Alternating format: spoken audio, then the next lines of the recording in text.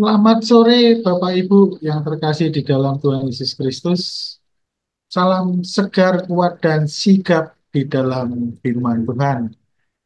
Kita bertemu kembali di dalam acara sejenak bersama Scripture Union Indonesia. Dan kali ini temanya adalah Love versus Lust. Ya. Dan saat ini sudah hadir bersama kita Pak Ihan Martoyo, narasumber kita, yang akan mengupas hal ini. Dan beliau ini adalah seorang pengajar dosen dosen teologi praktika ya Pak di STTRI dan juga dosen elektro di UPH. Jadi dunia beliau ini adalah dunia yang masih bersentuhan dengan anak-anak muda gitu ya.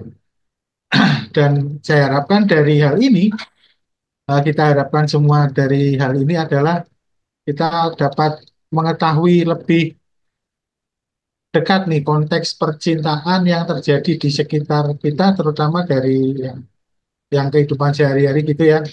Eh, dan yang jelas ini yang menjadi pertanyaan saya ini adalah tadi saya sudah sampaikan ke Pak Ihan, sejauh mana sih kita menghayati hari kasih sayang atau yang umum disebut hari Valentine? Apakah di Kristen itu ada perayaan semacam itu atau enggak atau itu hanya sekedar dilihat sebagai tanggal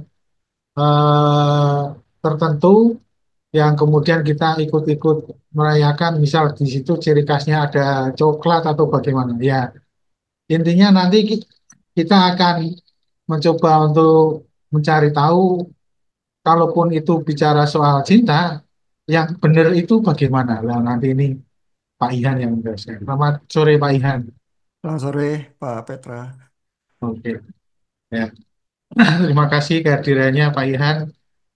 Ini kiranya dapat memberkati kami dengan eh, materi-materi yang soal percintaan anak muda juga. Dan sebelumnya, Ya. Bapak Ibu, mari kita berdoa terlebih dahulu. Di dalam kasih-Mu Tuhan, kami berkumpul di dalam ruang Zoom meeting ini untuk mengetahui lebih jelas apa yang menjadi firman-Mu tentang bagaimana kami mengasihi dan bagaimana kami merespon sebagai orang yang dikasihi. Ya Tuhan, inilah anak-anak-Mu yang saling mengasihi, yang mau terus belajar. Dan kami saat ini memohon berkat-Mu Tuhan, kiranya Tuhan pimpin kami semua melalui hamba-Mu Pak Ihan Martoyo. Di dalam nama Tuhan Yesus Kristus yang terlebih dahulu mengasihi kami semua, kami berdoa. Amin. Amin. Silakan Pak Ihan. Ya, terima kasih Pak Petra untuk perkenalannya. Belum apa-apa di chat room udah ada yang komentar ya, Bu Kurjini tadi bilang banyak kontroversi nih di kalangan pendidik Kristen soal hari Valentine katanya. Nah, tadi Pak Petra udah memulai ya pertanyaan kenapa apa dihayati ya hari Valentine ini di kalangan teman-teman Kristen gitu ya. Tadi sih waktu saya ke kampus banyak juga ya teman-teman asisten dosen atau apa terutama yang muda-muda pakai baju pink gitu ya. Eh, Bukan cuma terbatas yang wanita sih, yang laki juga ada ya. Jadi tampaknya ada penghayatan tertentu. Cuma kan hari ini bukan hari libur ya. Jadi nggak bisa juga kita apa merasakan bahwa ini benar-benar hari hari yang spesial karena diliburkan oleh pemerintah begitu. Cuma ada sih penghayatan itu, ada yang beli coklat, memberikan, ada yang dengan bunga mengatakannya ya. Jadi walaupun lebih bersifat personal dan individual, kita eh, ada yang melakukan dan menghayati. Nah, tapi topik yang diberikan oleh Pak Petra dan teman-teman dari SU ini, kami berterima kasih ya untuk SU yang memberikan kesempatan ngobrol-ngobrol ini di malam Jumat selalu. Topiknya malam ini soal love versus lust gitu ya. Kalau kita cari di yang populer aja penggambaran kartun nih dengan mudah ditemukan di Google ya. Ini ada yang sebelah kiri lust, sebelah kanan love ya. Jadi justru kalau mengatakan dengan bunga ini kategorinya lust nih katanya nih, kasih mawar sekantong banyak. Wah, itu lust itu ya. Kalau yang love itu kayak apa? Dikasihnya ini pembalut wanita ya, terus yang wanitanya kaget ya, terus bilang loh kok kamu tahu ya saya mulainya hari ini gitu misalnya. Ya jadi kesannya nggak romantis, tetapi ada pengenalan interpersonal yang lebih mendalam gitu ya. Ini kartun populer gitu aja sih sebenarnya, bagaimana menghayati lust versus love gitu ya. Yang di bawah ini gambar makan malam ya, fine dining gitu ya. Terus yang laki-laki bilang, don't worry, I got this. Ya, saya bayarin gitu ya.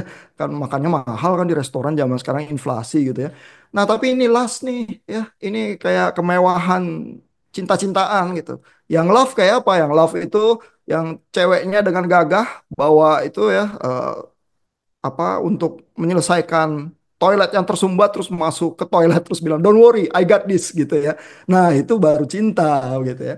Jadi rupanya memang ada ya penghayatan tertentu bahwa cinta itu beda ya dari lust ya. Dan biasanya kata lust itu kalau diterjemahkan ke bahasa Indonesia kan jadi nafsu ya. Dan itu konotasinya selalu negatif ya.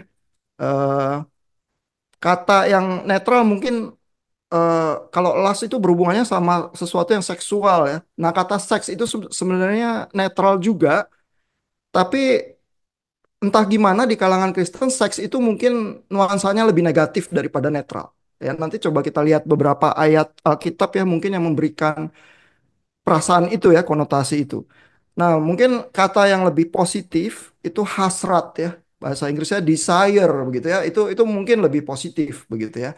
Jadi ada spektrum itu, cuma kalau lust ditaruhnya di pojok yang negatif ya.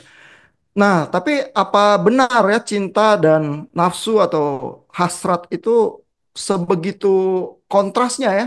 Atau jangan-jangan kalau lust itu sebenarnya tidak sepenuhnya cinta ya, cinta yang belum penuh begitu ya. Sehingga harusnya makin cinta, makin desire begitu ya obatnya. Nah, ini kalau kita lihat ya, eh, ini yang lebih scientific sedikit ya dari Psychology Today, bukan kartun gitu ya. Ada artikel nih tahun 2017 ya, Three Quick Ways to Tell It Is Love Not Just Lust gitu ya. Tiga cara membedakan ini cinta bukan nafsu begitu ya. Ini ada 3 poin dia bilang. Yang pertama, kalau yang laki-laki itu affectionate ya, menyatakan sayang, itu tuh dia tidak melulu harus menuju ke arah seks gitu ya. Itu cinta ya. Lalu yang kedua di dalam artikel ini dibilang bahwa dia ingin mengenalkan sang wanita ya kepada inner circle-nya, kepada teman-teman dekatnya gitu ya. Kalau cuma mau berdua terus atau apa ya, nggak pernah kenalin ini dong, kenalan dong sama teman dekat saya gitu ya, supaya bisa mengenal diri saya, hidup saya dengan lebih baik. Mungkin itu last gitu ya. Lalu yang ketiga adalah dia ingin include yang wanita ke dalam rencana-rencana masa depan gitu ya. Jadi bukan cuman sekedar oh mari kita cinta-cintaan hari ini, tapi ini ada future-nya nih ya. Masa depan kita bagaimana kita mau merangkainya bersama gitu ya. Jadi ini dari Psychology Today kata psikolognya 3 cara membedakan yang nafsu dan yang cinta. Nah, ini ada lagi yang senada ya. Ini agak lebih baru tahun 2023 ya. 5 cara eh, melihat bahwa itu tuh cinta bukan infatuation. Nah, infatuation ini kata lain juga yang beredar ya. Sebenarnya nuansanya cinta juga ya, tapi itu seperti cinta yang apa? Lebih ke arah bucin gitu kali ya, budak cinta kali kalau zaman sekarang ya. Lebih terpengaruh oleh perasaan yang high begitu ya.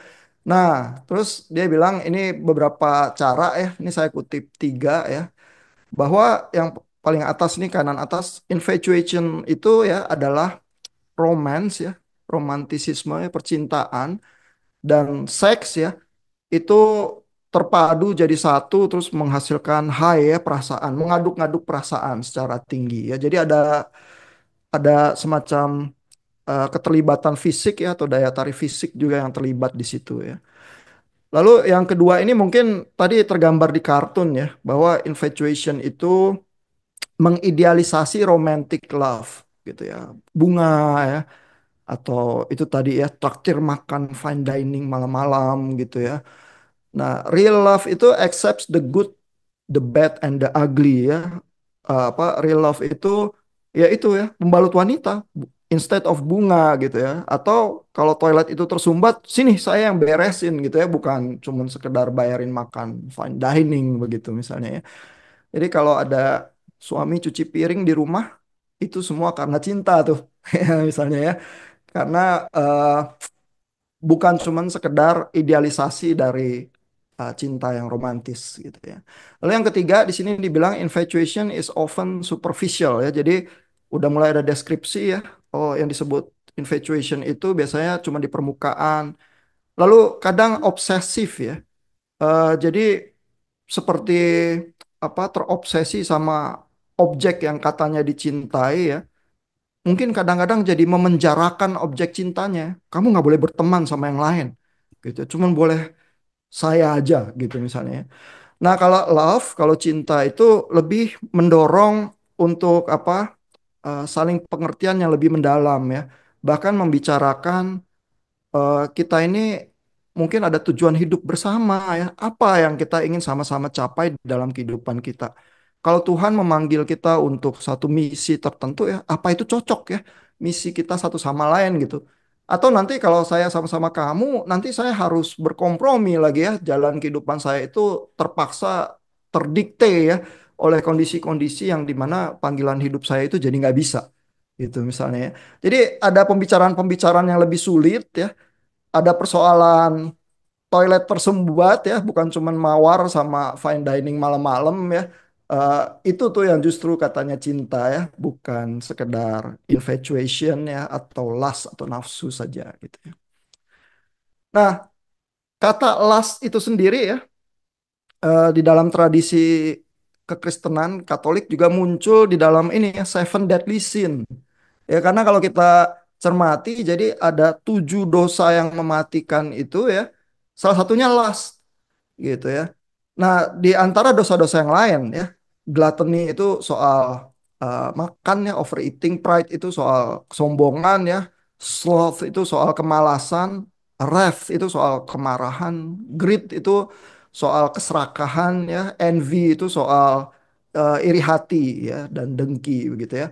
Jadi mungkin setiap kata-kata ini ya ada sisi yang sebenarnya bisa terhormat dan baik, tapi karena kebablasan terus dia jadi sisi buruk ya.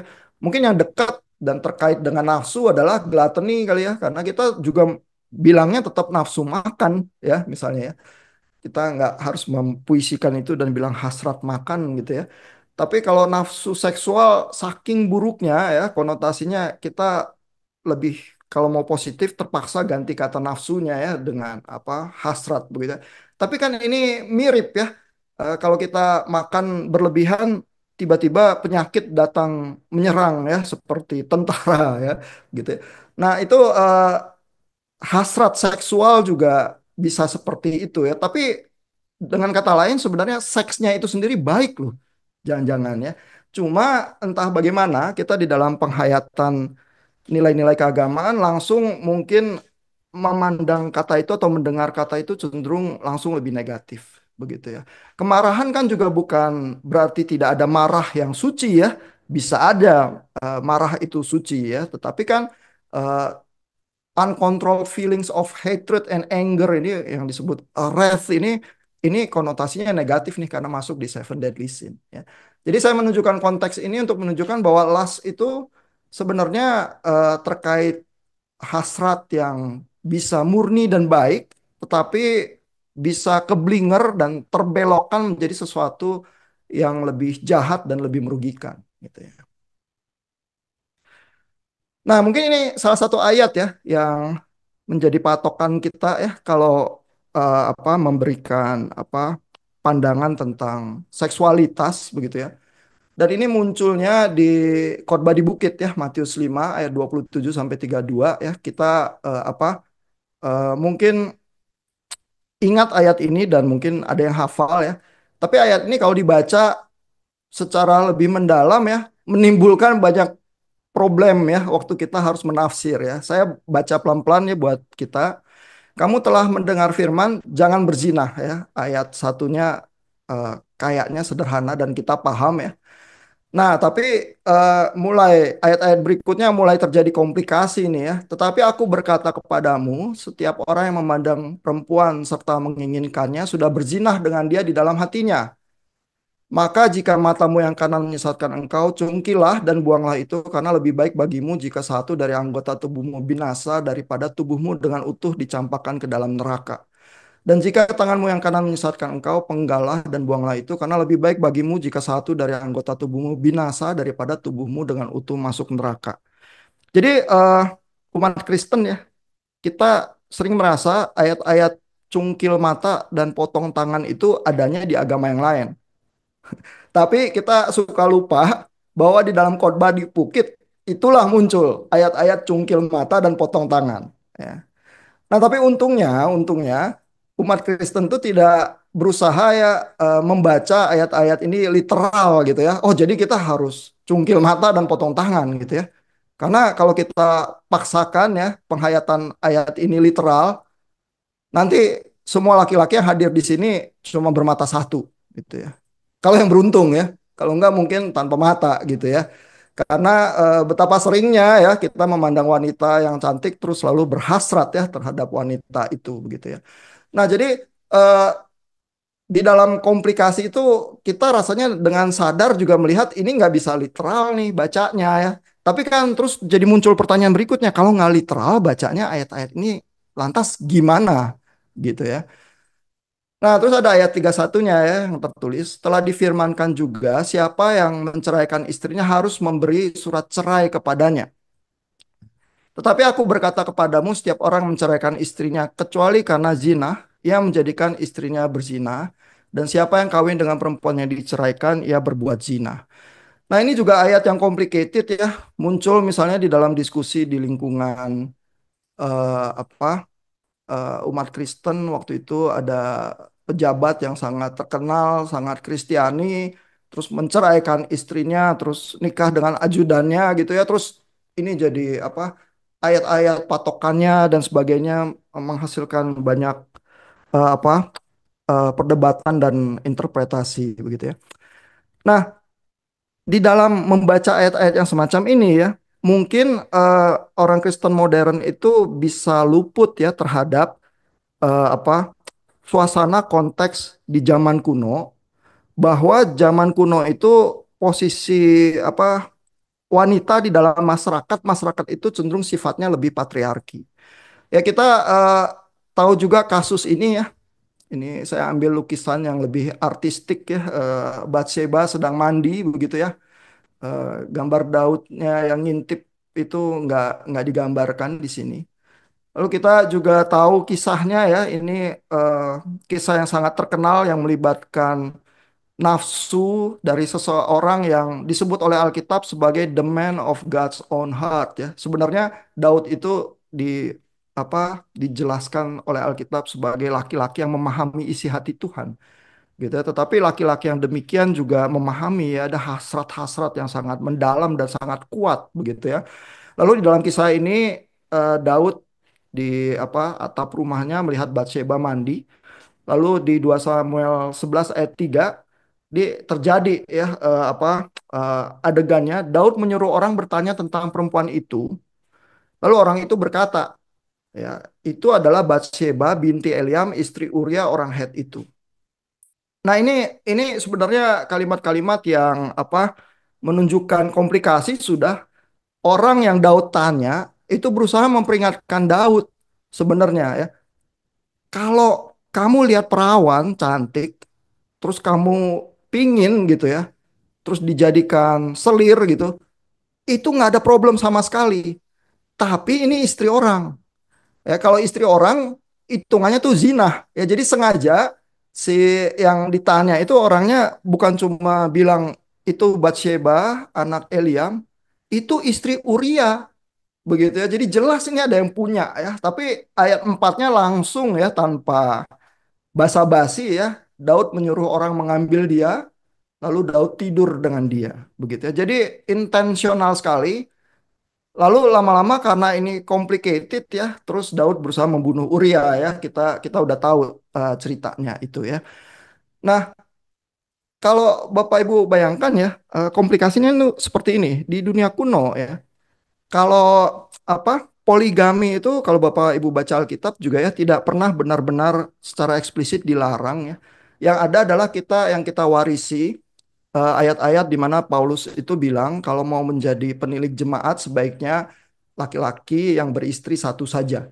Ya sehingga lambat laun tradisi kekristenan itu merasa bahwa yang standar itu monogami ya, poligami nggak bisa diterima begitu ya oleh komunitas. Namun sesungguhnya ya di dalam dunia kuno ya, di mana terjadi peperangan, terus istri kadang-kadang suaminya meninggal ya, istri itu kalau nggak ada suaminya atau ayahnya dia tanpa perlindungan tuh, ya dia dibunuh atau diperkosa oleh orang nanti nggak ada yang membela dan nggak ada yang mempertahankan begitu ya. Jadi di dalam dunia yang sangat patriarki nasib perempuan itu adalah propertinya laki-laki begitu ya. Sehingga kalau dinikahi oleh seorang raja itu perlindungan. Ya makanya Salomo dan Daud juga banyak istrinya. Walaupun banyak juga pernikahan politik ya. Karena kalau keluarga itu nggak saling menyerang. Ya sehingga kalau perang, kalau dia termasuk keluarga, dia tidak diserang ya. Sehingga kerajaan itu bisa lebih kuat ya dan lebih lebih bisa ada perdamaian. Nah sehingga ya kalau kita baca lagi ya ayat Matius 5 ini ya jangan berzina ya. Buat dunia kuno itu jelas ya bahwa jangan berzina itu maksudnya adalah jangan mengambil istri orang lain. Begitu ya. Jadi ini semacam standar seksualitas modern itu ada pergeseran dibanding dunia kuno gitu ya. Jadi kalau Daud itu cuman memandang Bathsheba terus menginginkannya dalam hatinya, nggak ada problem apa-apa tuh. Tapi begitu dia suruh orang panggil ya, terus tidur dengan dia itu langsung jadi masalah yang dosa yang nggak terselesaikan begitu ya. Nah, sehingga ayat yang 28-nya ini ya, ini harus dibaca dengan hati-hati juga ya. Artinya sebenarnya eh, orang Yahudi yang mendengar ayat-ayat ini tuh tahu ayat 27 itu menunjuk kepada hukum Taurat ya, 10 hukum. Jangan berzina. Begitu dan itu hal yang baik ya. Jadi khotbah di bukit itu tidak menegasi hal-hal yang baik yang diwarisi oleh orang Yahudi. Hanya khotbah di bukit itu membuka mata ya atau mendorong pemahaman seseorang bahwa moralitas atau kesalehan atau righteousness ya kata yang dipakai di dalam Alkitab ya, kebenaran Alkitabiah itu lebih tinggi daripada yang dipahami oleh orang-orang Yahudi. Ya, karena kitab Matius itu memang ditulis diperkirakan sekitar tahun 70 sesudah Masehi ya, itu pada saat Bait Allah itu dihancurkan oleh Romawi, sehingga penghayatan keagamaan itu ya harus berbenturan ya antara kelompok Yahudi yang sekarang udah nggak punya bait Allah ya dan berusaha menghidupinya di marketplace begitu ya itu adalah orang-orang Farisi ya lalu pertanyaannya adalah kalau ikut Yesus ini kehidupan spiritual itu harus seperti apa harus seperti Farisi kah atau kita ada standar righteousness yang lain ya sehingga di kitab ini sebenarnya interaksi itu sering sangat kental ya dan sangat kuat dengan golongan Farisi dan ahli Taurat. Itu karena untuk menjawab pertanyaan-pertanyaan itu. Dan jawaban yang ditawarkan ya di dalam khotbah di bukit adalah eh, hidup di dalam moralitas di dalam Yesus itu walaupun hukum Taurat itu baik, tapi ini lebih tinggi. Ya, setiap orang yang memandang saja itu sudah berzinah di dalam hatinya. Ya. Nah, sehingga di ayat 31 kita juga paham ya.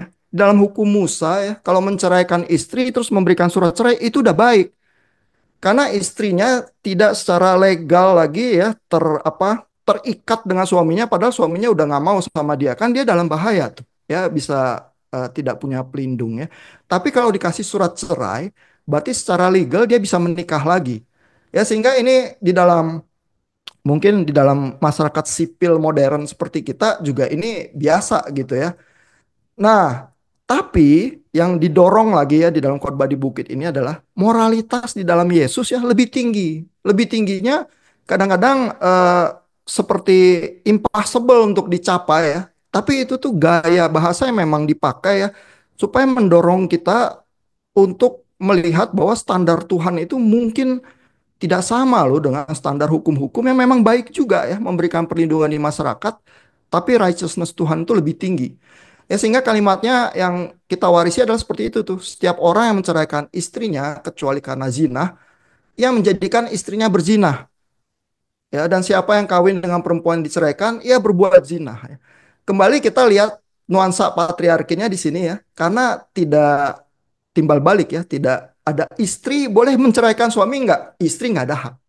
Istri nggak ada hak apa-apa. Kenapa? Karena istri adalah milik suaminya.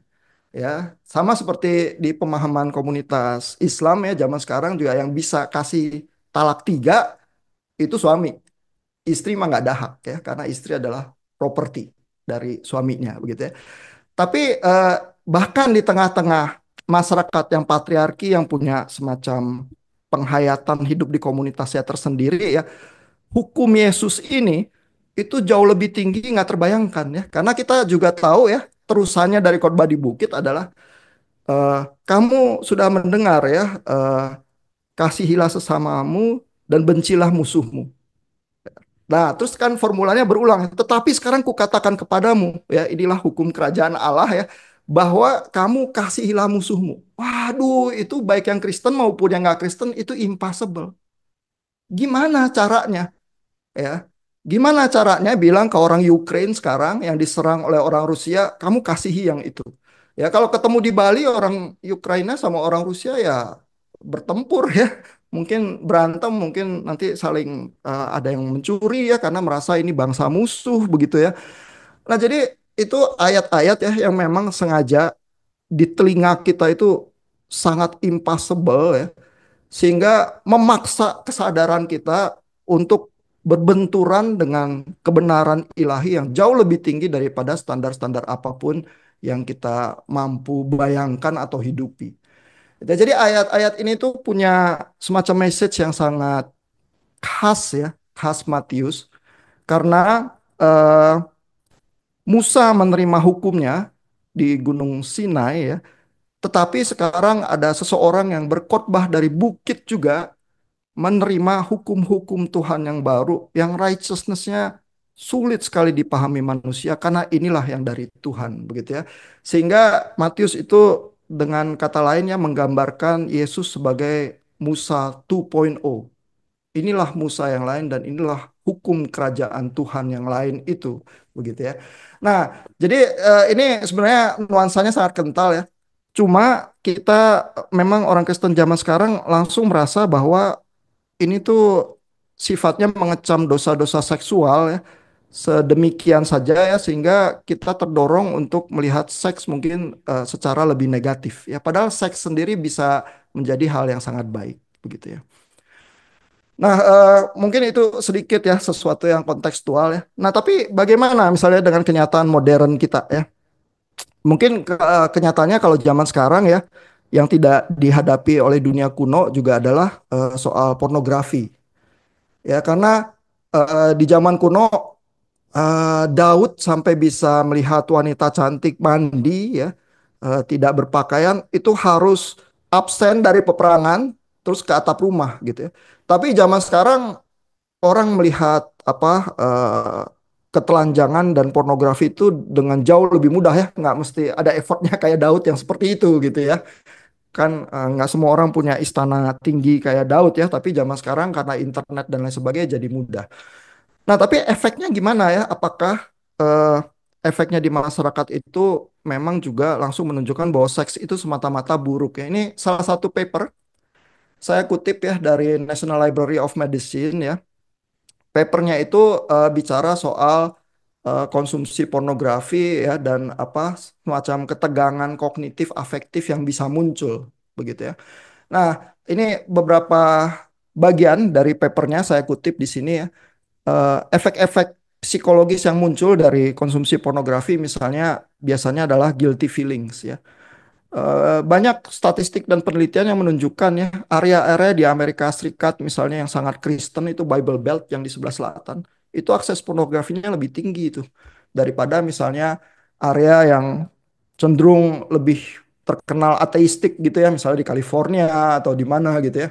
Jadi secara paradoks ya yang Kristen mungkin karena tabu lebih tertarik dengan pornografi tapi guilty feelingnya dan internal konfliknya juga tinggi. ya sehingga menghasilkan psychosocial stress tertentu ya, ada traumatic experience juga ya. Nah, eh, tetapi yang menjadi pertanyaan ya, yang sering di dalam muncul dalam riset-riset paper-paper yang semacam ini juga ya adalah sebenarnya semacam addiction terhadap pornografi itu sebab atau akibat ya. Dan banyak paper yang bilang mungkin itu timbal balik begitu ya.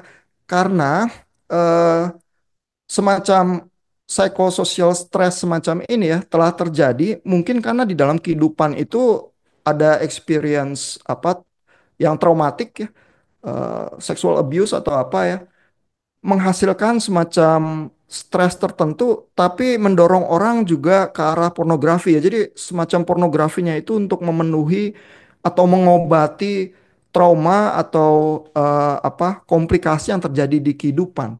Ya, tapi begitu akses pornografi malah mungkin punya problem yang lain ya, guilty feelings, internal conflict dan seterusnya.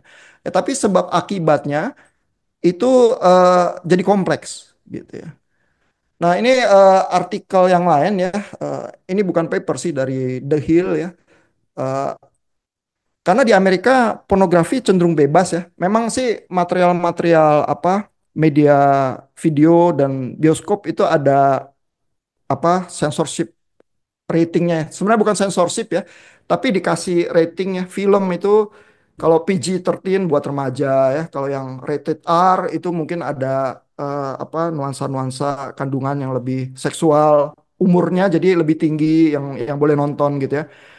Tapi kalau ke bioskop sih di Amerika mereka nggak ngecek juga ya kartu identitas atau apa gitu ya.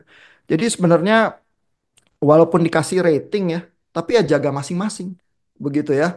Jadi mereka bukan tanpa ini ya, bukan tanpa upaya sama sekali ya, mereka kasih rating, cuman nggak ada censorship ya, karena censorship itu bisa melanggar free speech ya, karena harus apa kebebasan berpendapat itu kalau di Amerika dijamin oleh undang-undang.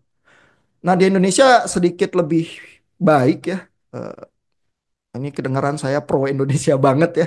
Tapi kalau ada sedikit kesulitan mengakses pornografi, saya rasa sih lebih banyak efek baiknya ya, terutama anak-anak jadi lebih sedikit lebih sulit gitu ya. Dia harus paham apa gimana caranya pakai VPN atau apa untuk melewati batasan-batasan internet itu ya supaya bisa akses. Mungkin juga banyak anak muda yang tahu caranya ya, tapi eh, nggak bisa polos-polosan gitu langsung mengakses material pornografi kalau di Indonesia ya, karena ada censorshipnya. Nah, ini artikelnya juga bicara soal efek pornografi ya. Jadi efeknya seperti apa? Nah, di sini dibilangnya sama seperti nuansa paper tadi ya, bahwa ada anxiety dan stres ya. Tapi pornografinya mungkin bukan yang menyebabkan secara langsung ya, eh, not causal in nature begitu ya. Several studies have found no direct links between how often people use pornography and their likelihood of experiencing mental health problems in the future ya. Jadi apakah orang yang lihat pornografi langsung apa ada semacam isu kesehatan mental? Mungkin nggak semua studi dengan tepat menunjukkan hal demikian ya. Terus kalau ada orang yang apa pakai pornografi dia tiba-tiba terlibat kekerasan seksual, mungkin itu cuma menunjukkan bahwa orang-orang yang punya tendensi kekerasan seksual mereka lebih suka pakai pornografi gitu. Jadi hubungan sebab dan akibat itu nggak sesimpel yang bisa biasa disimpulkan orang ya. Nah, tapi ini jadi menunjukkan kepada kita ya, kalau ternyata ada problem terhadap pornografi ya, mungkin bisa jadi pornografi itu akibat ya dari kehidupan yang lainnya, ya, sisi-sisi kehidupan lainnya, di mana kita tuh punya masalah-masalah mental atau experience di dalam keluarga dan lain sebagainya ya, yang menghasilkan efeknya jadi ada kebutuhan yang perlu dipenuhi lewat pornografi ya. Sama kayak di dalam versi yang lain, kalau mahasiswa lagi skripsi ya, dia cenderung jadi lebih gemuk karena dia kalau stres dia makan gitu misalnya ya. Jadi itu kan semacam pemenuhan hasrat yang lain ya. Atau kalau zaman sekarang Kalau dia lagi skripsi terus stres, dia mainnya di Topet atau Shopee terus dia lebih cepat bangkrut gitu misalnya ya, karena stres dikit gitu ya. Saya belanja dulu ya beli apa gitu ya di online gitu misalnya ya. Jadi itu Seven Deadly Sin itu ya sekarang mungkin karena kecanggihan teknologi bisa mengambil bentuk-bentuk pembunuhan yang jauh lebih mudah daripada di dalam masyarakat kuno ya. Oke, kita lanjut sedikit lagi ya. Nah, ini ayat Alkitab yang lain ya, yang sering memberikan kita perasaan negatif terhadap seks. Ya, terutama ayat-ayat dari Paulus ya. Karena Paulus sering dibaca sebagai mempromosikan lebih baik orang selibat saja, gitu ya. Nah, tapi ayat ini ya, kebetulan ini saya ambil ya dari 1 Korintus 7 1 sampai 5 ya, ini juga complicated nih. Ya, karena ayat satunya udah langsung mulai komplikasi itu ya. Ayat satunya bilang, dan sekarang tentang hal-hal yang kamu tuliskan kepadaku adalah baik bagi laki-laki kalau ia tidak kawin. Nah, ini seolah-olah Paulus langsung dari awal bilang buat laki-laki sebaiknya nggak kawin, gitu ya. Jadi laki-laki yang kawin atau jatuh cinta itu langsung laki-laki kelas 2 gitu ya. Kalau bacanya literal langsung kayak gitu ya, eh, jadi sulit cocok sama ayat-ayat berikutnya. Ayat 2 sampai 5 ini. Ya. Ayat 2-nya, tetapi mengingat bahaya percabulan, baiklah setiap laki-laki mempunyai istrinya sendiri dan setiap perempuan mempunyai suaminya sendiri. Hendaklah suami memenuhi kewajiban terhadap istrinya, demikian pula istri terhadap suaminya. Ini kewajiban seksual gitu ya. Istri tidak berkuasa atas tubuhnya sendiri, tetapi suaminya, demikian pula suami tidak berkuasa atas tubuhnya sendiri, tetapi istrinya. Terus jangan kamu saling menjauhi kecuali dengan persetujuan bersama sementara waktu supaya kamu mendapat kesempatan untuk berdoa ya. Jadi jangan kamu pisah ya kecuali untuk berdoa. Sesudah itu hendaklah kamu kembali hidup bersama-sama supaya iblis jangan menggodai kamu karena kamu tidak tahan bertarak. Nah, jadi seolah-olah ya kalau bacanya literal langsung ya Paulus maunya ya udah laki-laki jangan kawin. Terus kalau sampai kawin itu laki-laki kelas 2 ya udahlah itu supaya jangan zina gitu ya. Jadi kesannya bacanya jadi gitu ya. Nah, ada usulan tafsir yang lebih berbeda ya. Bacanya adalah yang ayat satunya ya. Kan sebenarnya surat Korintus ini Paulus berusaha menjawab problem-problem yang muncul di jemaat ya. Salah satunya ini soal soal pernikahan ya. Nah, lalu soal yang muncul itu yang ditulis di ayat satu. Dan sekarang tentang hal yang kamu tuliskan kepadaku adalah baik bagi laki-laki kalau ia tidak kawin. Jadi bisa ada opsi ya membacanya adalah yang bilang baik bagi laki-laki tidak kawin itu yang kamu tuliskan kepadaku. Ya jadi sebenarnya orang-orang Korintus yang bilang adalah baik untuk tidak kawin. Nah, tetapi Paulus tuh jawab bahwa sebenarnya lebih baik kamu tetap kawin, tetap berhubungan seksual. Kalau kamu apa mau berpisah, sebaiknya karena berdoa saja, tapi nanti kamu bersama-sama lagi. Karena jangan sampai kamu dicobai iblis karena kamu tidak tahan bertara. Nah, kalau kita bacanya begitu, lebih menyatu ya ayat satu dan ayat-ayat berikutnya. Mungkin itu opsi pembacaannya lebih baik. Dan kalau bacanya demikian, kita tidak perlu a priori memandang seks itu sebagai hal yang buruk, begitu ya. Karena ini justru Paulus mendorong seks kok. Kamu nikah aja karena itu tuh baik loh. Ya, dan mengingat lagi bahwa ada bahaya percabulan gitu ya. Jadi kamu jangan bilang lebih baik tidak kawin gitu sebenarnya kalau bacanya begitu ya. Jadi ada solusi nih terhadap pembacanya ini juga seks tidak semata-mata buruk ya. Nah, tapi ada bukti yang lebih kuat lagi di konteks yang sama. Ini 1 Korintus 7 ya, ayat 13 sampai 14. Rupanya di jemaat Korintus ya di dalam konteks mereka ada problem. Kalau mereka mendengarkan Injil ya terus salah satu menerima Yesus begitu ya. Nah, terus tapi pasangannya tidak, masalahnya kan jadi ada pertanyaan apa sebaiknya dicerai atau enggak gitu ya. Sehingga ayat 13 ini berusaha menjawab pertanyaan yang itu ya. Dan kalau ada seorang istri bersuamikan seorang yang tidak beriman dan laki-laki itu mau hidup bersama-sama dengan dia, jangan ia menceraikan laki-laki itu. Ya, jadi Paulus bilang jangan cerai. Ya. Tapi kenapa nggak boleh cerai? Ayat 14. Karena suami yang tidak beriman itu dikuduskan oleh istrinya. Dan istri yang tidak beriman itu dikuduskan oleh suaminya. Nah, tapi yang lebih aneh lagi, paruh kedua dari ayatnya. Andai kata tidak demikian, niscaya anak-anakmu adalah anak-anak cemar. Tetapi sekarang mereka adalah anak-anak kudus. Nah, jadi ini seolah-olah Paulus tuh bilang ya, eh, bagaimana suami dikuduskan oleh istrinya, istri dikuduskan oleh suaminya lewat hubungan seksual. Ya, hubungan seksual itu demikian baik sehingga kalau yang tidak percaya itu tetap mau tinggal di dalam pernikahan itu jangan kamu cerai karena lewat hubungan seksual itulah dikuduskan. Karena ada argumen anak-anakmu sekarang adalah bukan anak-anak cemar melainkan anak-anak kudus. Anak-anak kan lahirnya dari hubungan seksual.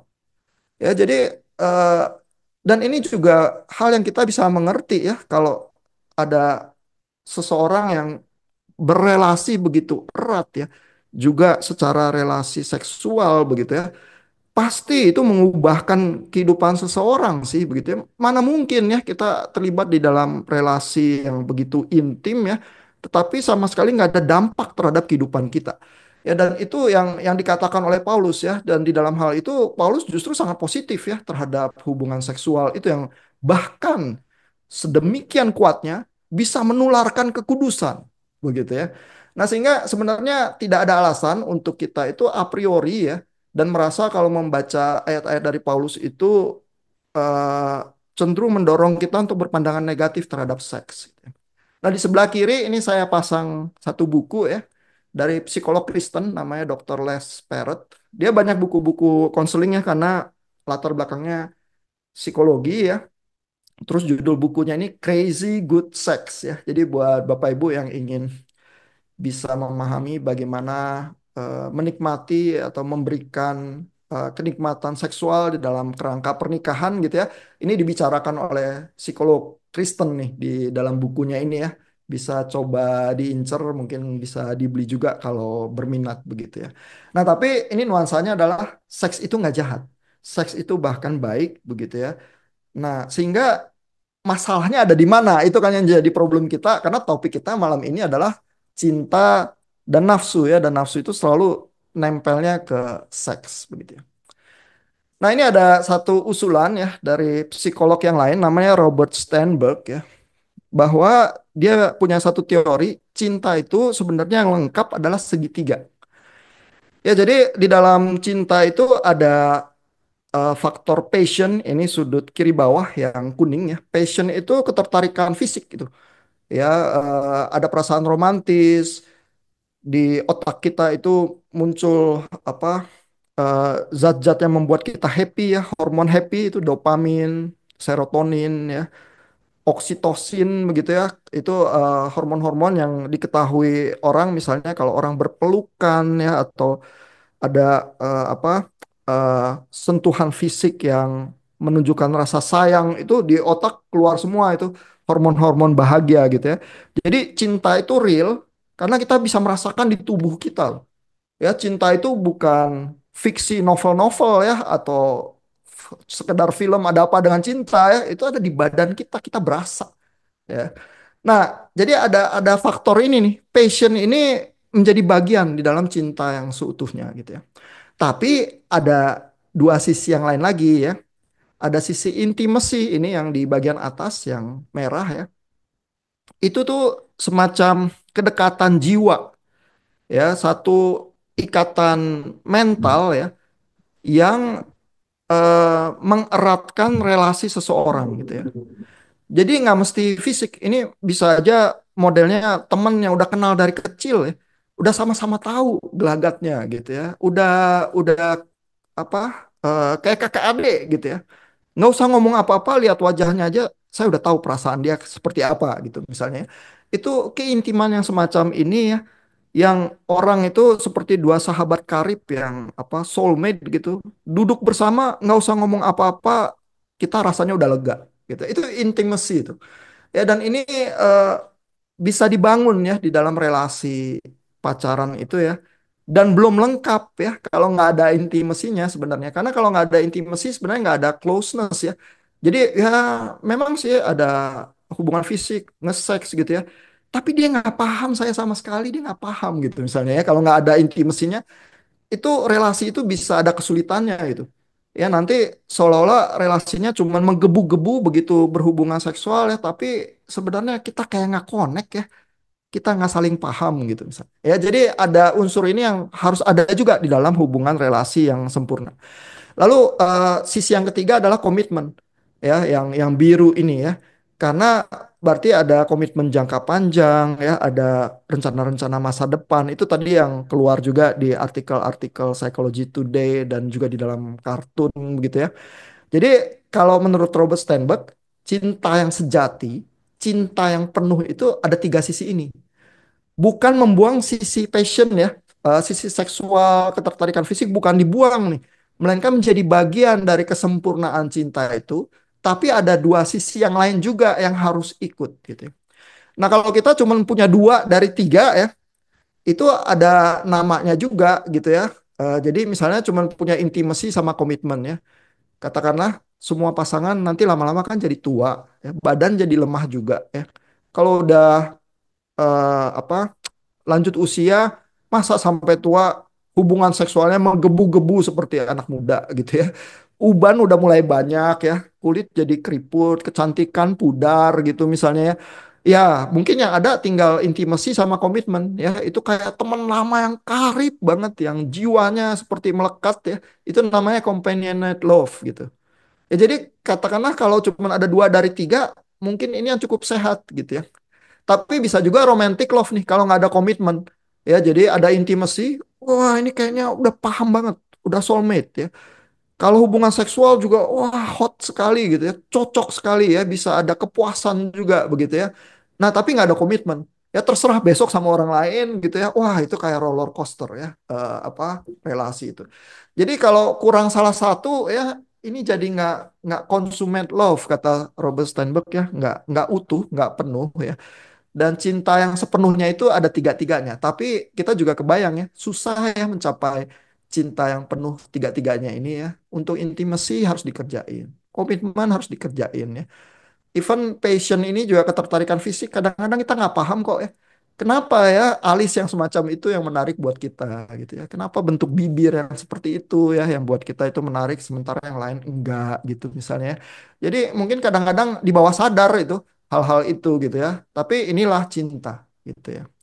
Nah, jadi mungkin untuk memulai diskusi kita ya, kalau ada pertanyaan atau komentar nanti ini ada beberapa pertanyaan yang bisa kita diskusikan ya.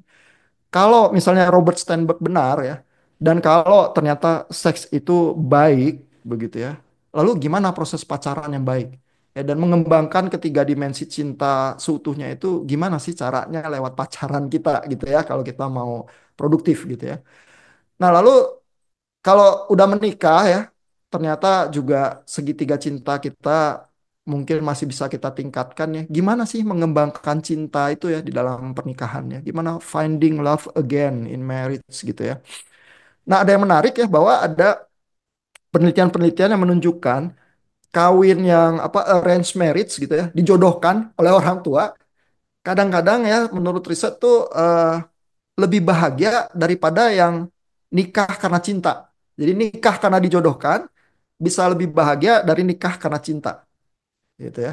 Nah itu hasil risetnya begitu ya, karena diukur tingkat kebahagiaannya pakai kuesioner dan lain sebagainya. Tapi kenapanya itu sering masih menjadi dugaan dan perdebatan ya.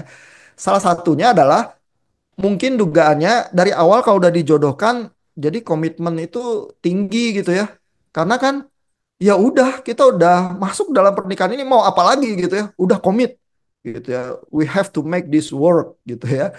Nah, komitmen tinggi itu yang membawa pernikahan itu lambat laun ada penerimaan, ada intimacy ya, terus tingkat kebahagiaannya bisa tinggi ya.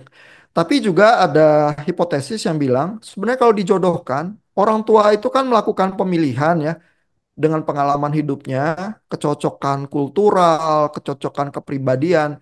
Kadang yang lagi jatuh cinta karena efek apa infatuationnya itu tinggi, katanya tai kucing itu juga berasa coklat gitu ya kalau lagi jatuh cinta gitu ya. Jadi nggak bisa terlalu logis lagi, sedangkan mungkin yang menjodohkan bisa begitu ya, sehingga potensi-potensi konflik itu difilter ya oleh yang menjodohkan itu ya. Jadi ada ada ini ya, ada teori-teori dan kasus-kasus tertentu yang interesting ya. Tapi kalau udah nikah terus mengembangkan cinta itu seperti apa ya? Mungkin nanti Bapak Ibu bisa ada yang sharing. Terus kalau Bapak Ibu punya anak atau punya pelayanan ke anak muda ya, bagaimana ya menolong anak-anak muda menemukan cinta ya? Dan kalau cinta itu kesempurnaan itu ada tiga unsur itu. Nah, sejauh itu saya kembalikan ke Pak Petra.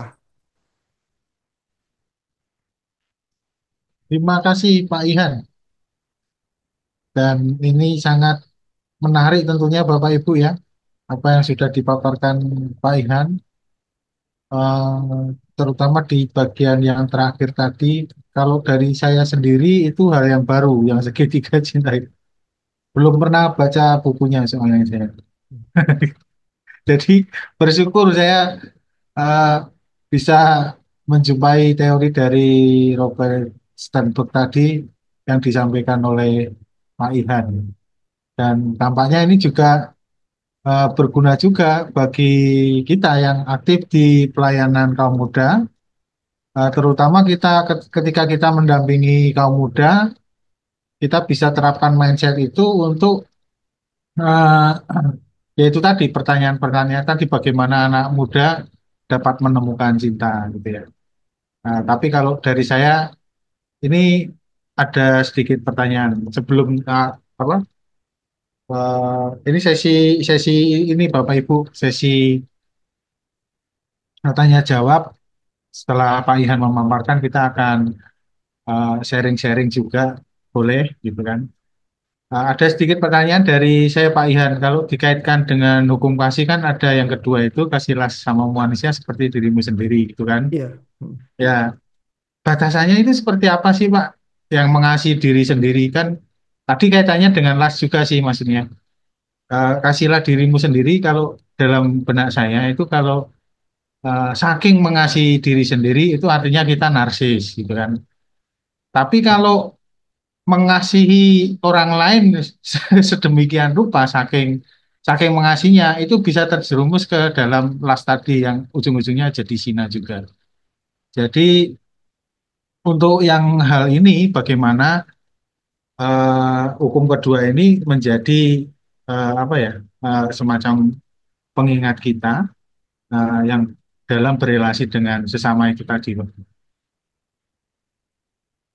Iya, eh, kalau hukum apa yang mengasihi diri orang lain seperti mengasihi diri sendiri, biasanya sih pemahaman kita waktu mendengarkan itu mengasihi diri sendiri itu semacam asumsi ya yang kita pasti dengan natural tuh melakukan sehingga eh, kita jadi memahami golden rule itu ya kalau kita sendiri nggak suka digituin kita jangan gituin orang lain begitu ya biasanya sih pemahaman yang umum seperti itu ya tapi teman-teman dari fakultas psikologi gitu ya misalnya dia di IG-nya mereka itu ada satu posting yang bilang ya bahwa kita tuh sering ya fokus waktu ingin menemukan pacar ya memikirkan siapa yang bakal cocok dengan kita ya sehingga kita tuh terobsesi ke situ ya menemukan pacar ideal kita ya tapi kita kurang effort misalnya memahami diri kita sendiri ya kenapa kita gelagatnya seperti ini dan sebagainya dan buat teman-teman dari psikologi itu mereka mendorong ya kalau kita eh, ada effort memahami diri kita sendiri ya. Jangan-jangan kita lebih bisa ya menemukan kecocokan di pribadi tertentu yang memang karena kita paham diri kita loh, bukan karena kita tuh apa kecele ya gitu, nggak sadar sama sekali gitu ya. Terus kita tuh cuman di drive oleh insting-insting yang kita nggak pahami, terus tahu-tahu terlibatnya sama pacar yang ini gitu misalnya.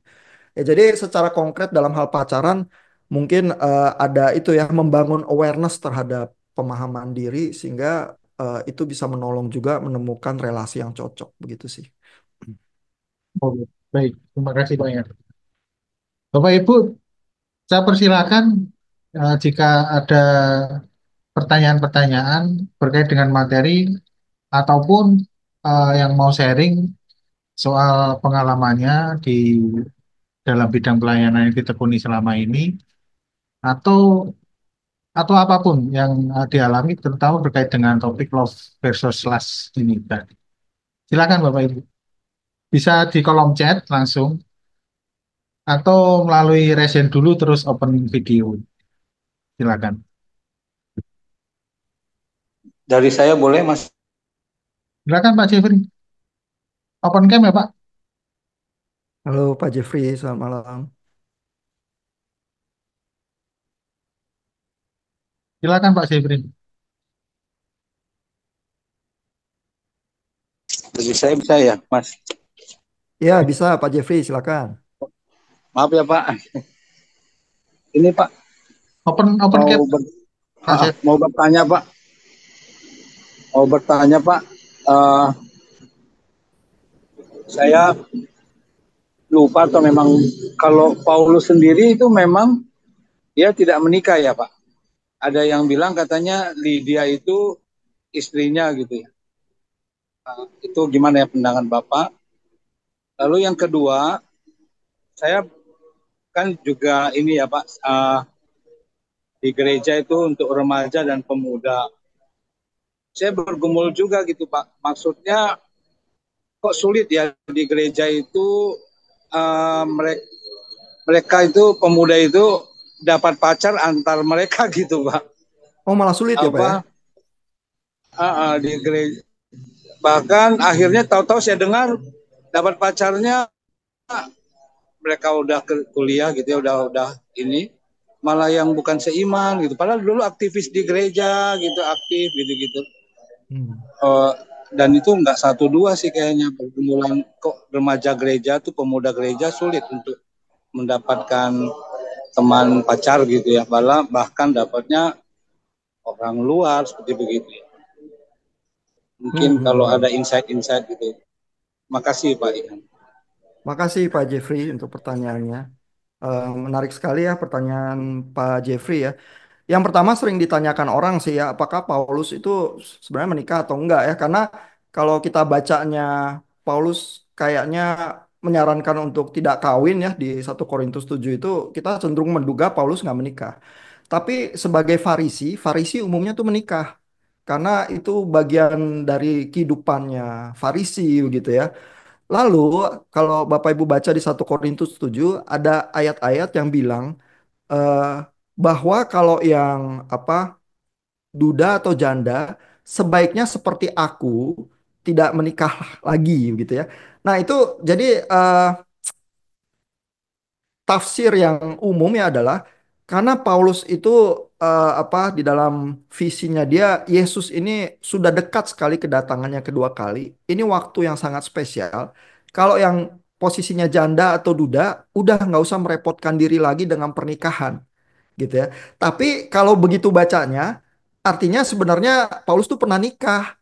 Cuman entah gimana ya, apakah istrinya sudah meninggal atau tidak dibawa di dalam misi-misi dia yang seperti misi bunuh diri gitu kan. Perjalanan dia sangat sulit, digebukin orang macam-macam ya, menempuh bahaya gitu ya. Mungkin dia nggak bawa istrinya kita nggak tahu ya karena datanya kurang ya. Tapi kebanyakan Bible scholars menafsir Paulus tuh menikah sebenarnya bukan nggak menikah. Ya, makanya juga tidak heran kalau membaca ayat-ayat Paulus itu dia cenderung positif terhadap seks ya.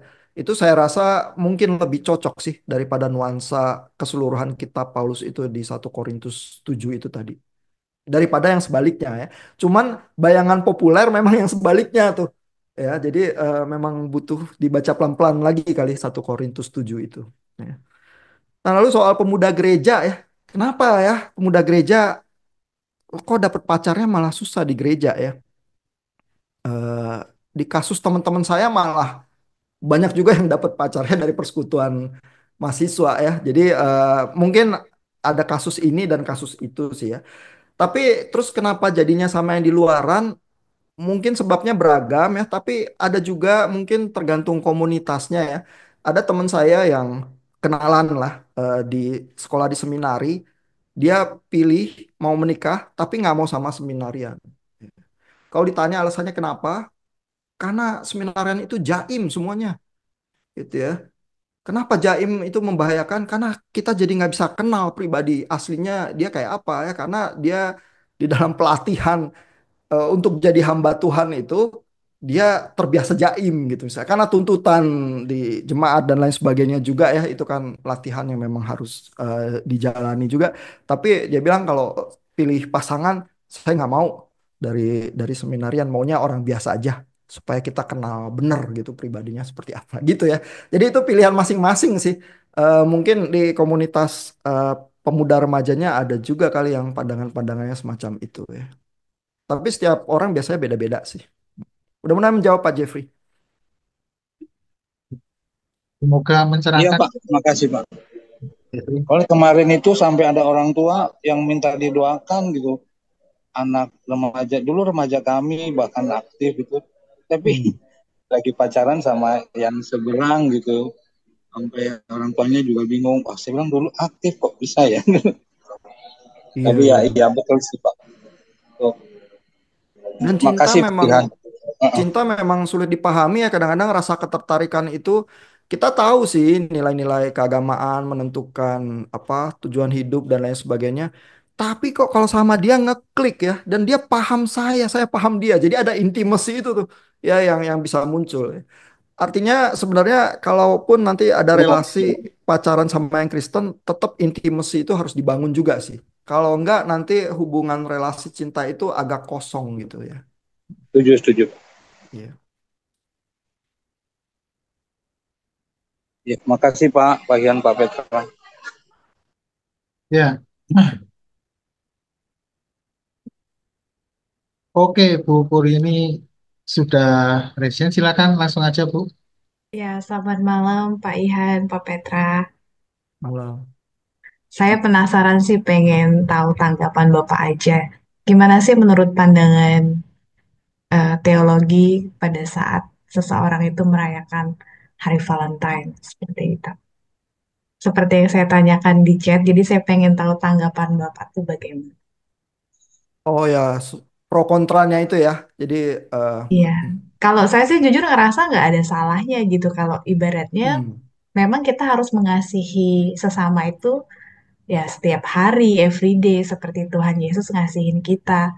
Dan menurut saya sih nggak ada salahnya juga kalau misalnya ya kita mengapresiasi atau memberikan sesuatu di hari Valentine. Tapi saya baru tahu juga nih di antara teman-teman bilang, kita tuh menurut ajaran Kristiani nggak boleh loh seperti itu.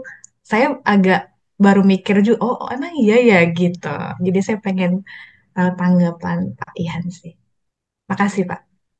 Iya, jadi ini isunya adalah antara culture dan kekristenan gitu ya. Kadang-kadang kan di dalam merayakan Natal kita juga ada semacam perdebatan itu ya.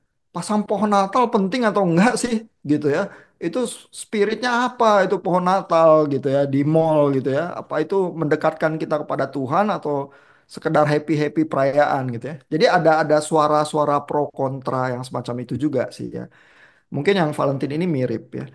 Nah, buat teman-teman yang kontra ya, biasanya eh, narasinya adalah kita ingin menjaga kemurnian ya, sehingga culture ini dipandang sebagai sesuatu yang cenderung jahat ya, efeknya itu eh, tidak baik ya, sehingga untuk menjaga kemurnian ini kita harus pisahkan ya, dan kita jangan ikut merayakan yang ada di budaya itu.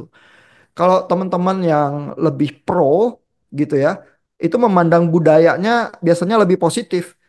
Ya, jadi kekristenan itu biarlah masuk juga ke dalam kebudayaan ya, sehingga di dalam apa budaya itu juga ada hal-hal yang mengingatkan kita kepada kekristenan begitu misalnya ya.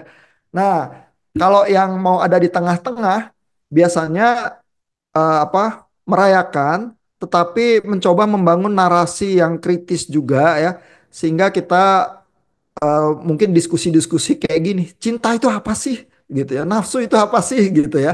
Di dalam merayakannya kita jadi berusaha mempertajam hal-hal tertentu gitu misalnya. Nah, jadi ada pilihan-pilihan sih Bu, dan masing-masing kubu itu mungkin punya motivasi-motivasi yang sama-sama baik sebenarnya sih. Baik, Pak. Terima kasih. Oke. Ya, soal Valentine.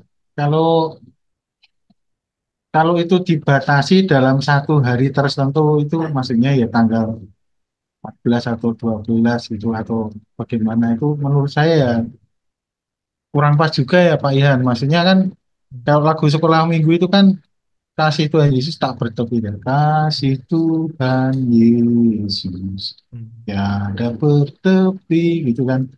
Jadi kalau pas hari Valentine itu semakin banyak orang merayakan, nah itu baru maksudnya semakin banyak orang mengasihi gitu ya. Jadi itu baru pas gitu ya. Jadi intinya setiap hari itu Valentine gitu atau setiap hari itu kita bisa mengasihi. Baik, Hmm.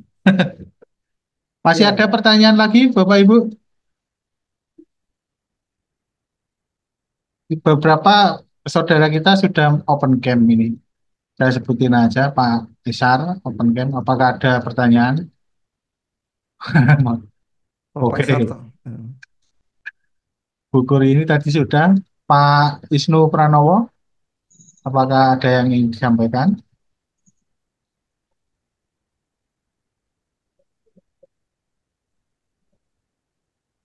Selamat Saya, malam. saya, eh, Mas Bram, mohon maaf Mas, baru muncul belakangan, baru dari luar kota.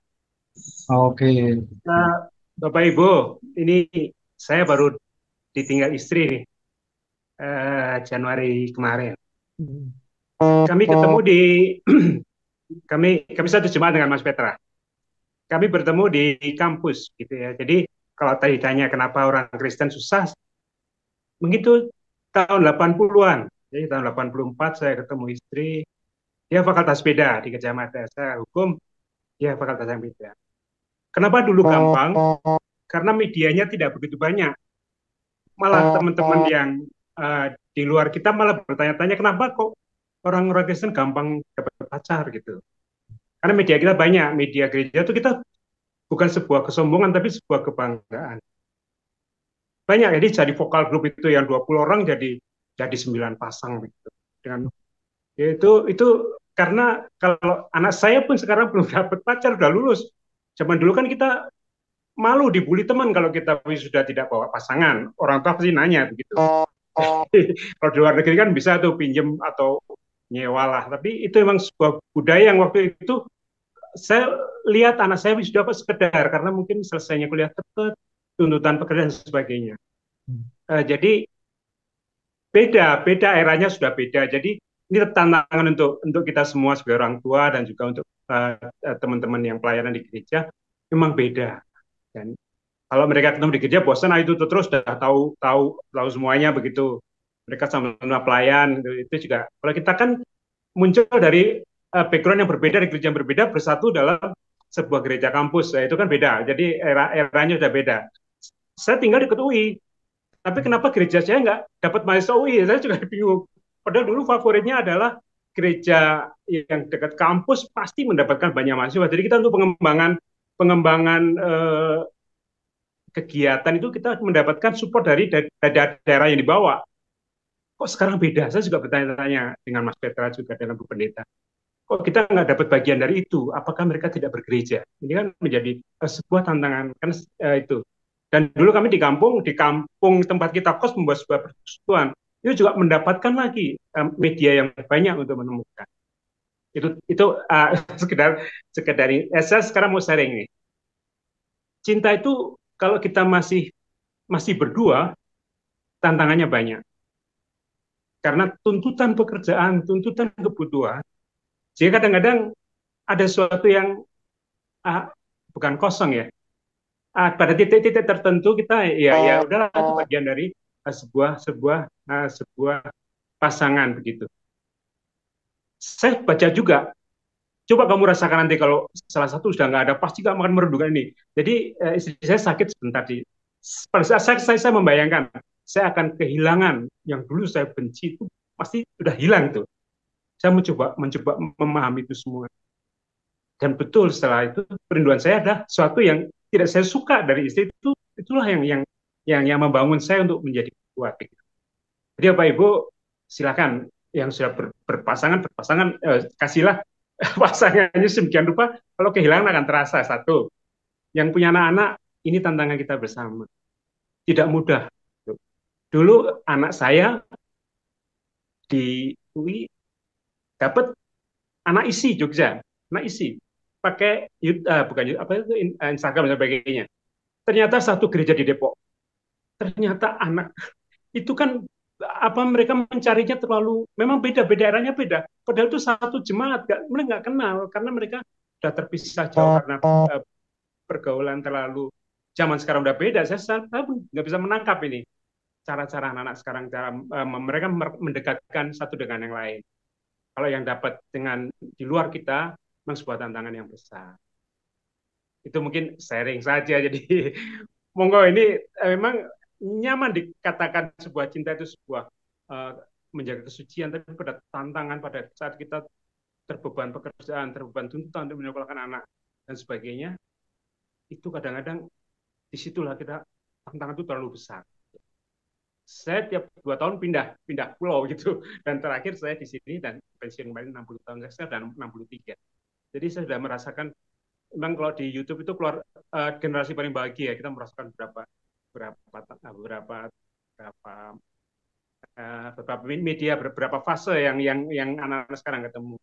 Jadi saya pun anak saya sudah bekerja, jadi saya tidak bisa memahami anak saya sendiri, belum bisa memahami karena kita harus fair, harus buka.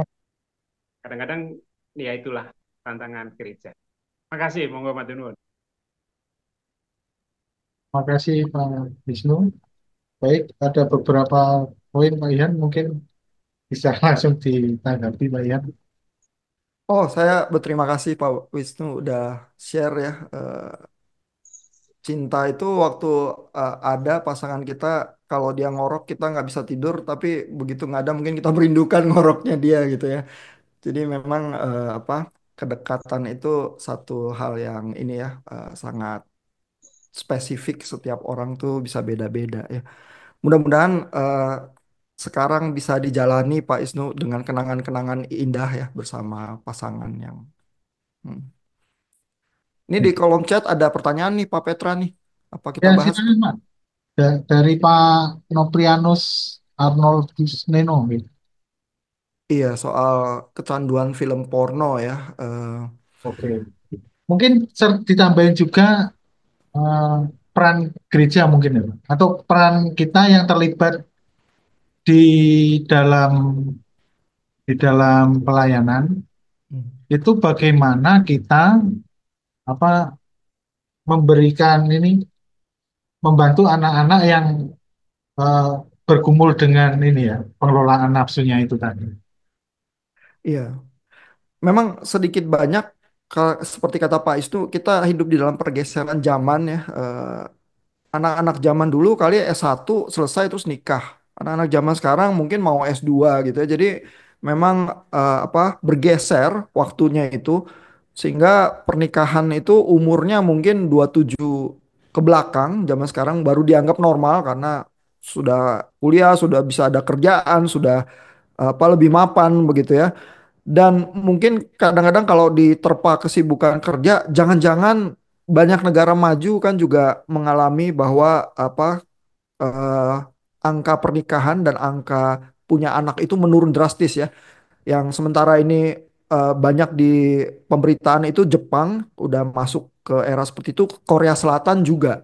Begitu ya. Kalau di Eropa udah sejak lama juga ada fase yang semacam itu, sehingga demografinya lebih banyak orang tua daripada yang muda begitu ya. Nah, jadi zaman kita memang menghasilkan tantangan tersendiri. Kalau kita mau bereaksi terhadap itu ya, padahal kan begitu akil balik umur 14-15 orang tuh secara biologis sudah siap ya untuk apa, menikah, berhubungan seksual begitu. Tapi kan harus tertunda ya karena style kehidupan kita sekarang zamannya berbeda sekali. Ada gerakan-gerakan kelompok-kelompok Kristen di Amerika misalnya yang bilang, ya udah kita nikah aja muda nggak apa-apa, terus bersama-sama mengarungi kehidupan itu ya. Entah itu sekolah lagi atau apa, bekerja bersama, membina karir gitu ya, karena bersama nanti kita lebih kuat, jadi jangan sampai itu ditunda terus kita jatuh ke dalam berbagai kesulitan yang lain gitu. Ada opini yang semacam itu berkembang juga ya misalnya di Amerika gitu ya. Nah, eh, soal ini ya, penguasaan nafsu itu tadi ya.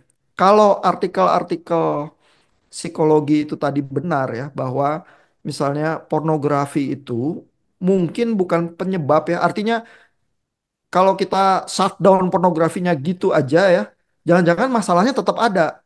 Karena pornografi itu mungkin adalah akibat juga ya dari masalah-masalah lain yang terpendam ya. Sama kayak kayak semua kecanduan yang lain, itu kan ada problem yang lain yang menghimpit ya.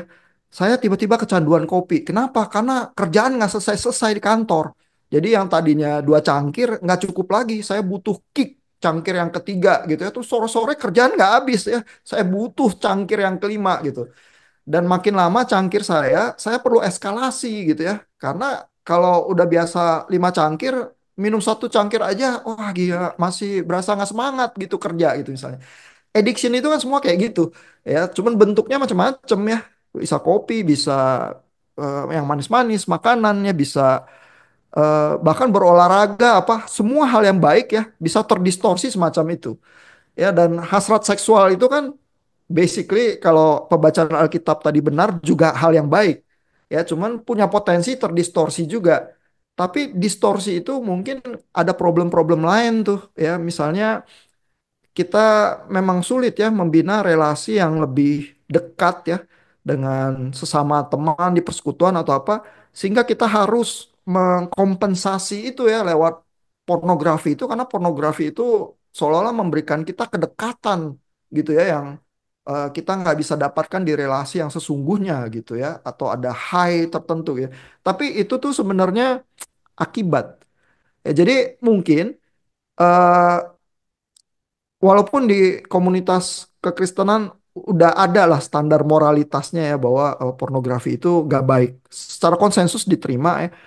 Tapi perlu upaya juga misalnya membentuk komunitas yang sehat ya sehingga kebutuhan-kebutuhan relasional itu memang terjadi dan apa bisa dipenuhi lewat persahabatan yang baik, persahabatan yang tulus begitu ya.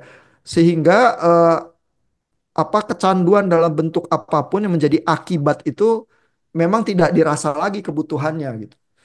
Ya, jadi karena kalau nggak dikerjain PR yang sebelah sininya, nanti kita lihat simptomnya terus ya, bahwa badan kita itu demam, panas ya, itu kan simptomnya tuh. Tapi kan ada apa bakteri yang menyebabkan atau apa itu perlu diobati juga gitu. Ya jadi kalau terpaku pada simptom saja terus yang penting moralitas gitu aja terus kita jadi moralis begitu ya di komunitas, eh, mungkin bisa menghasilkan ketakutan tertentu akibat disiplin yang diterapkan ya, tapi mungkin nggak mengobati akar masalah yang ada di dalam relasi-relasi sih. Ya, nah, tapi PR-nya jadi lebih susah ya. Artinya kita memang harus membina komunitas kita tuh sehingga hal-hal itu bisa dibicarakan, orang-orang punya teman yang baik yang bisa jadi model. Terus kalau ada masalah dia punya ya sahabat baik yang dia bisa cerita gitu ya. Itu perlu ada pembinaan tersendiri di komunitas.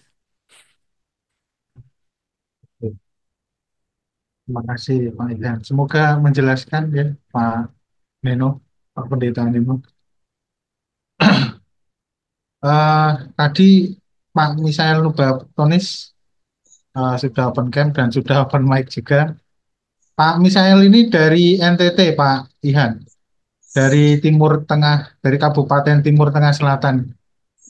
Jadi Iya, selamat malam. ya, Selamat malam.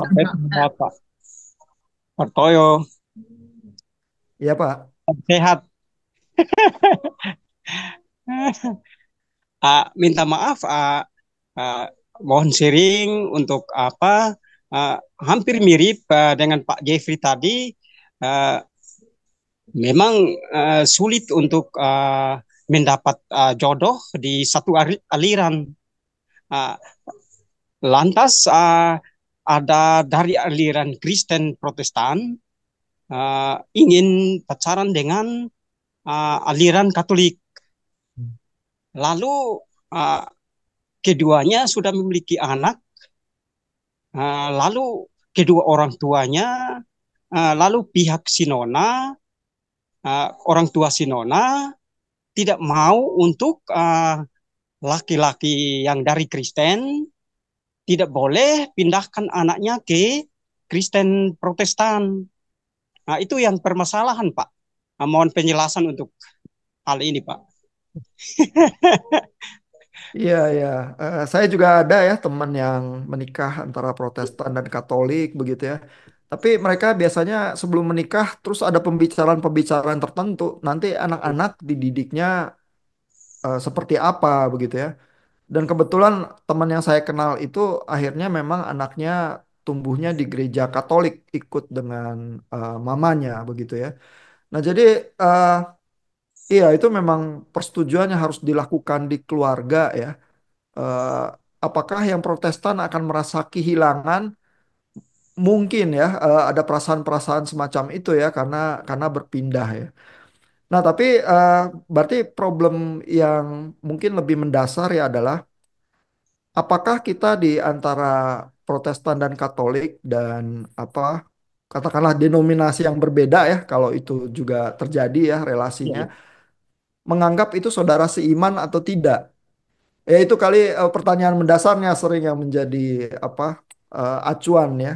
Karena kalau jawabannya Iya. iya bahwa ini memang masih saudara seiman begitu ya, mungkin banyak problem yang lebih bisa dicari jalan keluarnya. Tapi kalau dari awal sudah merasa yang di sebelah sana bukan saudara seiman, nanti jadi sulit ya karena pilihan-pilihan itu nanti tembok-temboknya jadi lebih keras begitu ya. Sehingga hal-hal itu memang harus dibicarakan di awal sih sebelum menikah ya. Mungkin kalau udah menikah jadi terpaksa menavigasi di dalam kesulitan-kesulitan itu. Saya secara pribadi merasa saya Protestan ya, tapi yang Katolik itu tetap saudara seiman sih. Ya, cuman mungkin belum tentu juga yang Katolik merasa saya saudara seiman ya. Tapi paling tidak Hmm. dari sisi saya rasa semua denominasi maupun gereja Katolik itu saudara seiman. Dan teman-teman dari Perkantas biasanya sih lebih interdenominasi juga begitu ya. Tapi kan kalau membentuk keluarga itu ranah yang lebih khusus, lebih spesifik di dalam keluarga itu, jadi memang harus dibicarakan sih. Betul, Pak. Baik, Pak. Oke, itu jawabannya ya Pak Isan Rubartonis. Diminta untuk bercakap-cakap, membicarakan dengan Baik, baik. Dan memang ada kesulitan juga, Pak. Karena pihak laki-laki ingin apa menetap di ingin si Nona ikut si laki-laki dan akhirnya uh, ada cecok dan ada yang beberapa sudah berpisah. Memang Hmm. memiliki anak, tetapi kelihatannya sudah merambat dan banyak orang sudah berpisah, cerai, cerai hidup. Hmm. Iya, itu kendala, Pak. Kalau itu mungkin nasihat Paulus tadi ya bisa diterapkan ya. Sebenarnya Iya, lebih iya. baik tidak bercerai ya, saling menguduskan dan saling berbicara begitu kali ya, supaya ada jalan keluarnya. Karena kalau bercerai biasanya anak-anak sih yang jadi korban sih, sering sekali Iya. terjadi sih. Karena pihak orang tua dari aliran sebelah, aliran Katolik itu pertahankan anaknya tidak boleh keluar. Itu Hmm. sudah beberapa, sudah sekitar 4-5 orang Oh, kejadian. Dan iya, itu iya. ngeri sekali, Pak, kalau apa tadi tentang seks, entah hubungan seks itu baik dan tidak itu saya kira ya seolah-olah ya seks yang jahat. Hmm. Oke. Ya, terima kasih, terima kasih. Oke, Terima itu kasih. misalnya Bertonis. Di kolom chat muncul pertanyaan lagi Pak Ihan. Oh ya, banyak ya pertanyaannya Lanjutannya ya. malam ini. Yang dimaksud seiman itu apakah sama sesama seagama Kristen atau sama-sama sudah lahir baru dalam Kristus? Maksudnya tetap sama-sama Kristen gitu ya. Ya. Iya, sebenarnya ya kelahiran baru itu kan bahasa yang kita pahami sebagai sungguh-sungguh Kristen ya, sungguh-sungguh meyakini imannya dia bukan karena tradisi atau ritualitas semata-mata ya. Jadi asumsinya sih memang itu ya, baik di gereja Katolik atau di gereja Protestan asumsinya itu sih ya. Sehingga kalau demikian saya dengan cukup lega bisa bilang ini saudara seiman ya. Walaupun terjadi perbedaan-perbedaan pemahaman bagaimana menjalankan tradisinya, saya rasa baik orang Katolik maupun orang Protestan sama-sama meyakini Yesus sebagai juru selamat dan Tuhan. Di bagian itunya nggak ada perbedaan. Oke. Oke ya, sejauh ini cukup mencerahkan ya. Dan memang banyak kita menemukan model-model pernikahan semacam ini, Bapak Ibu. Tidak hanya yang sesama itu tadi, yang masih satu pedoman di dalam Kristus. Maksudnya iman Kristen dan iman Katolik bertemu. Bahkan ada jenis perkawinan antara beda agama Islam dengan eh, Kristen gitu, Islam dengan Katolik, Buddha dengan itu juga ya. Saya pikir untuk cinta itu memang atau kasih ya ini ya. Itu memang sekatnya itu kalau disekat-sekat malah semakin kuat gitu ya. Itu kalau antar pribadi ya. Saya pikir seperti itu sifatnya gitu. Jadi tinggal bagaimana kita itu tadi yang disarankan Pak Ingan bercakap-cakap dengan ya penuh kasih juga. Tapi Bapak Ibu ini saya ingin berbagi informasi sebentar. Oke, yang pertama adalah ucapan terima kasih untuk Pak Ihan. Terima kasih Pak Ihan untuk kehadirannya di sore ini, sore malam hari ini Terima kasih. bersama kami dan membawakan tema Love versus Lust. Dan selanjutnya Bapak Ibu kami ada info juga paket yang akan dibagikan kepada siapapun gitu ya. Dan paket yang kami buat ini tajuknya adalah It's Valentine. Harganya 196.000 dari 280. Jadi ada diskon 30% gitu ya. Lebih hemat 84.000 dan ini belum termasuk ongkos kirim. Dan jika Bapak Ibu berkenan ingin menggiatkan pelayanan kaum muda atau pembinaan kaum muda dan juga mempersiapkan mereka untuk memasuki jenjang yang lebih lanjut lagi, ini ada masa muda masa indah, buku pembina dan peserta, dan buku pelayanan kaum muda abad 21. Itu yang kami tawarkan sebagai paket di eh, bulan ini menyambut Valentine. Dan selanjutnya masih paket tahun baru hamba Tuhan. Dan ini eh, di berbagai tempat Bapak Ibu di Kasimpar ya, di Jawa Tengah itu terjadi longsor, itu juga membutuhkan perhatian. Dan juga di luar Jawa ada juga eh, kejadian serupa bencana gitu dan memerlukan perhatian juga. Maka meskipun ini tajuknya pakai tahun baru tetap kami buka karena memang membutuhkan banyak hamba Tuhan yang membutuhkan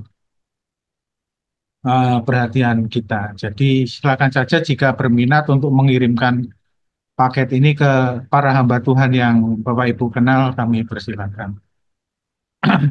Dan selanjutnya kita akan bertemu lagi Jumat 28 Februari dengan tema pola asuh generasi Alfa bersama Kak Yeni Krismawati.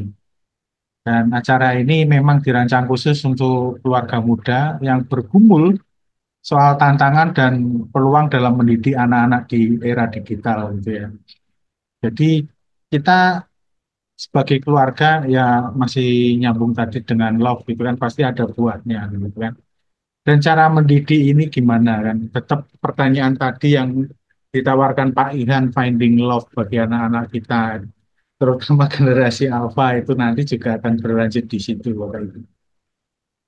Baik, itu informasi dari saya dan selanjutnya silakan Pak Ihan untuk memberi poin-poin penting dalam diskusi malam ini, Pak. Mungkin sekitar 1 atau 2 menit gitu, Pak, untuk Oh ya, makasih Pak Petra. Ini di kolom chat sebenarnya ada pertanyaan lagi itu yang makin lama makin sulit ya. Soal kalau udah pernah pacaran dan berhubungan seks, apakah sekarang kalau mau menikah dengan laki-laki yang belum pernah, terus boleh diberkati di gereja ya.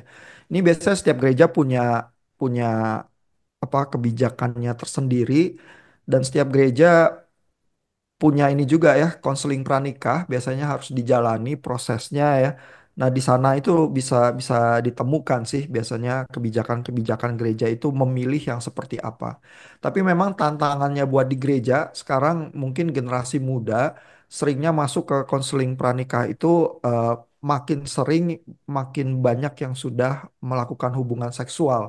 Ya, sehingga mungkin memang jadi tantangan khusus ya untuk pelayan-pelayan di gereja bagaimana membina komunitas yang lebih sehat ya, lalu juga bagaimana mempersiapkan pasangan-pasangan yang ingin menikah tetapi memang sudah punya sejarah berhubungan seksual tertentu begitu ya. Itu mungkin bisa jadi ide untuk tema percakapan berikutnya Pak Petrah kalau ada apa tentang relasi dan cinta lagi ya. Tapi malam ini mungkin 1 2 kalimat dari saya adalah eh, cinta itu anugerah dari Tuhan dan cinta butuh semacam realisasi yang lebih penuh. Kalau menurut Robert Steinberg harus ada intimacy, harus ada komitmen, tetapi juga bisa ada hasrat, passion begitu yang sifatnya ketertarikan fisik dan di dalam itu kita menikmati kebaikan Tuhan dan kita bisa sama-sama sebagai gereja dan umat Tuhan menyediakan komunitas tempat relasi-relasi yang baik itu bisa bertumbuh sehingga kita bisa menyaksikan generasi muda kita itu saling menemukan cinta ya di dalam komunitas yang kita bina. Semoga Tuhan menolong kita bersama. Ya, baik. Saya berdoa untuk kita ya, Bapak Ibu. Bapa di surga, kami bersyukur untuk kebersamaan kami, untuk sahabat-sahabat SU juga yang sudah berkumpul bersama-sama dan membicarakan topik yang tidak mudah ini. Biarlah belas kasihan dan pemeliharaan-Mu menolong kami ya Tuhan, menjawab tantangan-tantangan yang hadir di tengah-tengah persekutuan kampus maupun di gereja.